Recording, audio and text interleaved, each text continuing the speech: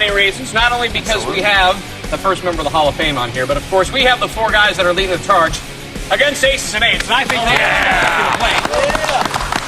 did a fair job. Of course, let's meet them right now. On the end, ladies and gentlemen, the Cowboy, James Storm. Coming at the Bound for Glory, he will be the first inductee into the TNA Hall of Fame. Please welcome the Icon Sting. Right over here, he holds a World Heavyweight Championship. That means he's the World Heavyweight Champion. Austin Aries, everybody. And on the end, ladies and gentlemen, couldn't be prouder of this man. He is an Olympic gold medalist for our great country. Please welcome Kurt Angle to the program. We have a big pay-per-view coming up. It is Bound for Glory. It's the biggest show of the year. Everybody, of course, involved. A lot going on October 14th. And my question for you is, all four of you have been a part of this event before. What stands out in your mind as your greatest Bound for Glory moments? Let's take her for a spin. Start with you, James Storm. You've been on every one of them. Let's see. You know, JB, you're right. I've been here since day one, been on every one of them. But I would have to say my favorite moment, I can say this now, actually, was seeing Bobby Roode lose to Kurt Angle last year. I'd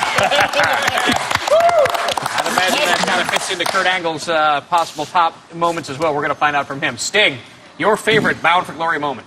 That would have to be the very first Bound for Glory, at least my first Bound for Glory against Jeff Jarrett, because I had just met Kurt Angle. Kurt Angle's going to be a part of this Bound for Glory story between you and me, and we're like, hey, Kurt, you're so popular. Gold medalist, you know. Anyway, Kurt was a special referee that night, so that was a night to remember for me. Absolutely. Great night, no doubt about it. A-double, Austin Aries. Question for you. Your Bound for Glory moment, your standout moment for you.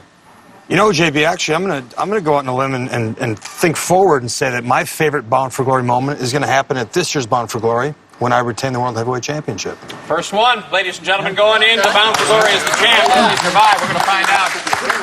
And Kurt, I'm dying to hear your answer for this one. We've already heard two that involve you. What is your... Yeah, it's ironic because mine's pretty much split. My debut was when Sting wrestled Jeff Jarrett, and it was my debut into TNA, and you know, I'll never forget that moment. That was actually my first match, even though I refereed. But beating Bobby Roode last year, I know James loved it, but it was a great feeling to go with the younger guys and still be on top and be champion. Yeah, and certainly every year it just gets bigger and better, and this year will be no exception.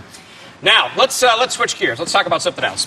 Social media has really taken things over. We're now communicating on a different level. I just noticed the other day, I went to a concert, and in the intermission, you know, when you just go to a rock concert, everybody sit there partying, have fun, talk to everybody. Now I noticed, walking up the steps, looking at everybody, to a T, everybody is sitting there on a phone, just looking ahead. Nobody talking, nobody doing anything. Everybody's either communicating on their Facebook, their Twitter, whatever they're doing. But That's because you were at the it. Jonas Brothers concert, bro. Well, that's true. That's true. It was a bunch of 14-year-old girls, but, you know, they're doing it nonetheless. So now everybody basically... Jonas Brothers? 14-year-old girls? The crowd. By the way, the Jonas Brothers not even together anymore. Come on, James. Let's get a topical reference. Bieber, somebody. Yeah, go with Justin Bieber. There you go. Yeah. We have a... I think it's really changed society now, because now... You don't really have to talk. You don't communicate with everybody. You just look at your phone. Mm-hmm. Social media has taken over. What do you think of this? Is this detrimental to society? Are we no longer talking, or did we not even want to communicate with anybody to begin with? And how do you like social media? Kurt, we're going to start with you. Let's take our first spin. You know, from a promotional standpoint, it's outstanding. It's awesome. But I think from a personal standpoint, you know, it's made everything go downhill. You know, people now Skype for meetings instead of going to meetings and meeting people person to person. So I say that social media, you know, from a promotional standpoint for any companies or organizations like TNA is awesome, but from a personal standpoint, I think it's gone downhill and it's very unpersonable. Interesting take on that. A-double, world champ, what do you think? Kurt, I don't know what kind of Skype meetings you have, but I enjoy my Skype meetings very much. What do you mean? Skype. Yeah. Camera, it's free. I know what it is. I use it, but what do you mean you enjoy your Skype meetings very much? Use your imagination, JB. Use your imagination. I'll use my imagination. What's going on there in your household? But what's going on in my household? Don't answer that. Go ahead. Skype me sometime. You can see all. All right. But I think the social media is a slippery slope. I think that one thing that we have to be careful of as a society is we get to a point where we can no longer communicate via verbal message, where everything is going to be short word and text, and nobody knows how to spell words anymore. They use shortened conjunctions for everything, and nobody can actually speak a sentence because they're so used to doing it with their thumbs. So I think that, I think we need a nice balance between the social networking and then also personally networking with people. All right, I like that answer. Icon and Skype meetings. I knew that Twitter had arrived when I saw Sting had arrived on Twitter, and now you are a faithful Twitterer. You're very good online. No, you just buried me bad because I'm not a faithful Twitterer. Well, it's been very, very little in the last few months, and I know that there's wrestling fans all over the place that are not too happy about that. I started off with a bang, but I think that there's some good positive things. I think that there's negative. I've always said that there's really nothing sacred in this world anymore, and especially with Twitter. And you know how it is on a text message when you're texting back and forth or even emailing. The message that you're trying to get across may not be understood the way you meant it to be, the way you intended it to be. So a lot of times there's a lot of misunderstandings out there, and I think a lot of people use it as like an open gate to just throw out their opinions. It's amazing how bold people can be when they're in the privacy of their little home and going like this. And nobody knows who I am, but I can trash somebody, So yeah, it's good and bad. I mean, I think it could be a positive thing if you're using it in a positive way, and you have to try to ignore all the crappy stuff out there. All the haters. Yeah. Hey, Storm.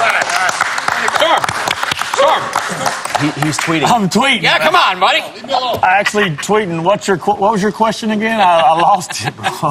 What do you think? You're a frequent tweeter. Yeah. What? You know what I hate? 140 characters. Is that all I get? 140? Come on, Twitter. I can see.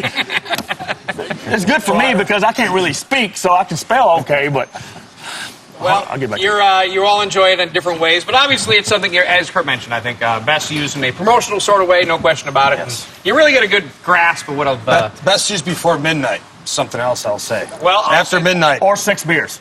Yeah, that's true. I'll say this much. No matter what time it is, it's always interesting because you can really go on there at any point and garner immediate feedback. And that's the biggest difference, I think, as a performer, for all of you to come out of the match and you can instantly check online or check your Twitter what your fans thought of your match after you get out of the ring. And that's something. What kind of egotistical, self-centered person do you have to be to actually do something like that? That's silly. Hold on a second. I gotta see.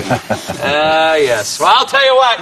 You can follow all 4 of these men on Twitter. Apparently, I'm performing extremely well here on Spin Cycle today. At Real Kurt Angle, at Austin Aries, at Sting, and at Cowboy J Storm. Check them out on